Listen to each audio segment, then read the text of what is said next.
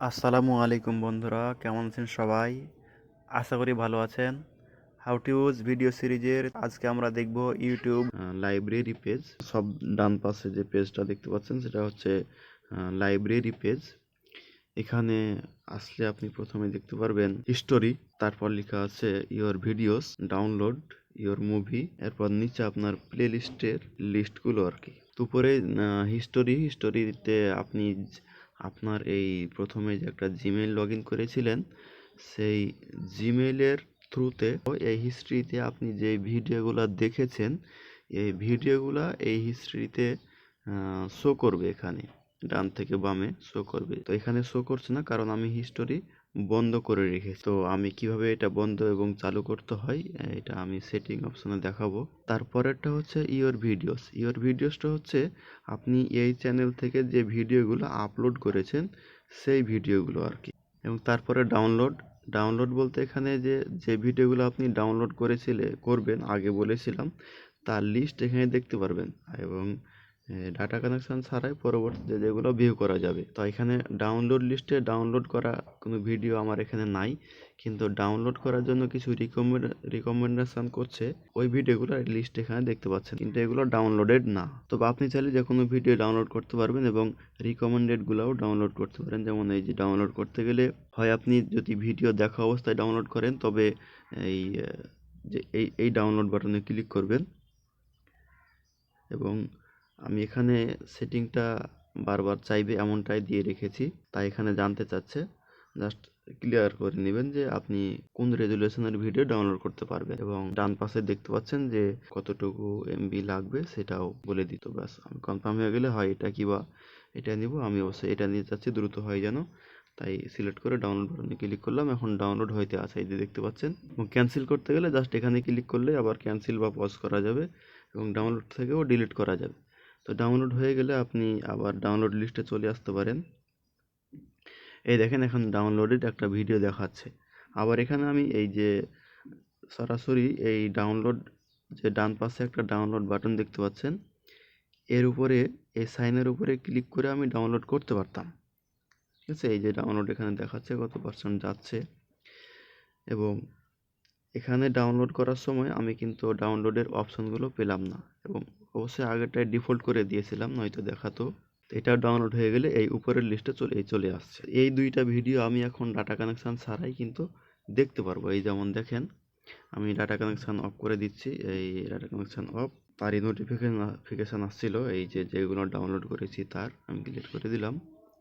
এই আমি যদি এখন ইউটিউব কেটে দিই, আবার এইখানে মনে করেন ঢুকি ইউটিউবে, আমার কিন্তু এখন ডাটা কানেকশন অফ আছে।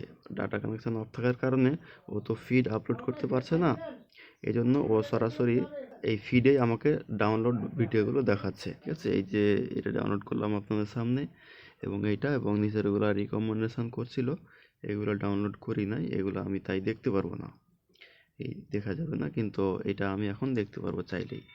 এই দেখেন, তো ডাউনলোড করা ভিডিওগুলো দেখার সময় এই যে ডেসক্রিপশান পাবেন না এবং অন্যান্য অপশনগুলোও কিছুই পাবেন না, এবং কি চ্যানেলে ক্লিক করেও সেই চ্যানেলে যাওয়া যাবে না, জাস্ট চ্যানেলটা উঠে আসে তাই। এবং নিচে ডাউনলোডের লিস্টটা আপনি পেয়ে যাবেন, এই ক্লিক করলে আবার ওই লিস্টটা জেগে উঠবে, আপনি এখান থেকে পরবর্তী ভিডিওগুলোও দেখতে পারবেন। এখানে অটো প্লে করে রাখাও যাবে।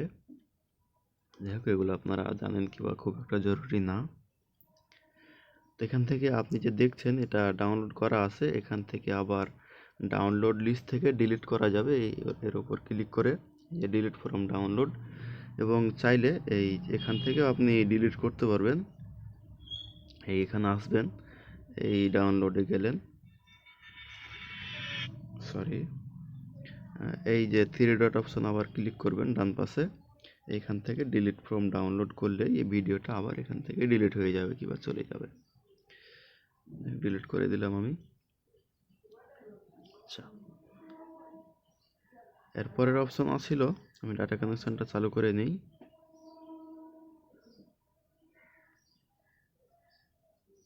হ্যাঁ, চলে আসছে, সরি। হ্যাঁ, এরপরে হচ্ছে ইওর মুভিজ হচ্ছে আপনার ইউটিউব থেকে ক্রয় করা মুভিগুলো, যে পেইড ভিডিও কিংবা মুভিগুলো আছে সেগুলার সাবস্ক্রিপশান নিয়ে রাখলে এবং পেইড করে থাকলে তার লিস্ট আপনি এখানে দেখতে পারবেন। তো আমি যেহেতু পেইড ইউটিউব প্রিমিয়াম চালাই না এবং কোনো পেইড মুভি বা কোনো চ্যানেলে পেইড করিও নাই, এই জন্য এখানে কোনো মুভি বা ভিডিও নাই। তো নিচে আপনার সাধারণত প্লেলিস্টগুলো, এই প্লেলিস্টের ভিতরে থাকবে ওয়াচ লেটার এবং লাইক ভিডিও, এই দুটো ডিফল্টভাবেই তৈরি হবে এবং তার নিচে আপনি যে প্লেলিস্টগুলো সেভ করেছেন অন্যান্য চ্যানেলের সেইটা এখানে থাকবে। এবং আপনি যদি কোনো নতুন প্লেলিস্ট তৈরি করতে চান তবে এখানে থাকবে। যেমন আমার একটা প্লেলিস্ট তৈরি করতে পারি যে মাই চয়েস, CHI চয়েস, এরকম একটা প্লেলিস্ট তৈরি করতে পারবো আমি। এই প্লেলিস্টটা আবার ইচ্ছা করলে আপনি শুধুমাত্র নিজেই ইউজ করতে পারবেন কিংবা বারবার দেখতে পারবেন। চাইলে আপনার প্লেলিস্ট পাবলিকলি শেয়ার করতেও পারবেন, অর্থাৎ সবাই আপনার প্লেলিস্ট থেকে ভিডিও দেখতে পারবে। আমরা যখন সার্চ করি বিভিন্ন কিওয়ার্ড দিয়ে কোনো ভিডিও, তখন দেখবেন যে ওই লিস্টে প্লেলিস্টও চলে আসে। তো সেই রকম আপনারটাও র্যাঙ্কে আসলে চলে আসবে। তো আমি এখানে নিজের জন্যই করছি, জাস্ট এই ক্রিয়েট করলে এই মাই চয়েস নামে একটা প্লেলিস্ট তৈরি হয়ে যাবে এবং আমি পরবর্তীতে বিভিন্ন রকম ভিডিও চাইলে এর ভিতরে অ্যাড করতে পারবো এবং এই লিস্টে এসেই আমার প্লেলিস্টটা দেখাবে। এই দেখেন বিভিন্ন রকম প্লেলিস্টে কীভাবে ভিডিও অ্যাড করতে হয় তা আমি একটু দেখিয়ে দিচ্ছি। মনে করেন এটা আমি আমার প্লেলিস্টে অ্যাড করব। তো এই আপনার সেভ বাটনে ক্লিক করার পর এইখানে যে সেভ হবে তখন নোটিফিকেশন আসবে, তার ডান পাশ থেকে চেঞ্জের উপর ক্লিক করে নিলেই এই লিস্ট আপনি পেয়ে যাবেন। ঠিক আছে, আপনার কর্তৃত্বাধীন প্লেলিস্ট হচ্ছে এখানে দুইটা, একটা হচ্ছে ওয়াচ লেটার, একটা হচ্ছে মাই চয়েস। তো আমি মাই চয়েস সিলেক্ট হয়ে আছে, তবু আমি এখান থেকে চেঞ্জ করতে পারবো এবং একসাথেই একাধিক প্লেলিস্টে আমি অ্যাড করতে পারবো এবং চাইলে এই ডান পাশে নিউ প্লেলিস্ট বাটনে ক্লিক করে আমি আরেকটা প্লেলিস্ট ওপেন করতে পারবো। যাই হোক, আমি এখানে মাই চয়েসে শুধুমাত্র রাখতে চাচ্ছি। এই সিলেক্ট করে নিচে ডান বাটনে ক্লিক করলে এটা আমার তৈরি করা প্লেলিস্টে মাই চয়েসে চলে যাবে। এখানে আসতেন পারেন, এই মাই চয়েসে যে নো ভিডিওস দেখাচ্ছে, এখন অন ভিডিওস চলে আসছে। আবার তার ভিতরে ঢুকে দেখবেন যে এই আপনার ভিডিওটা দেখাচ্ছে। তো আপনি প্লেলিস্টের কিছু ডেসক্রিপশন দিতে পারবেন পাবলিকলি করতে চাইলে। আবার আপনারা জানেন যে প্লেলিস্ট একেবারে একটা প্লেলিস্ট পুরোটা ডাউনলোড করা যায়, পুরোটা প্লেও করা যায়। তো এই হলো লাইব্রেরি বাটনের অপশনগুলোর কাজ। এরপরে আমি দেখাবো ইউটিউব প্লেয়ার পেজের যে বাটনগুলো আছে তার কাজগুলো, এবং প্লেয়ারের উপরে যে কয়েকটা বাটন দেখতে পাচ্ছেন সেটিং, সিসি, অটো প্লে, এগুলার কাজ কিভাবে হয় তা আমি পরবর্তীতে দেখাবো ইনশাআল্লাহ।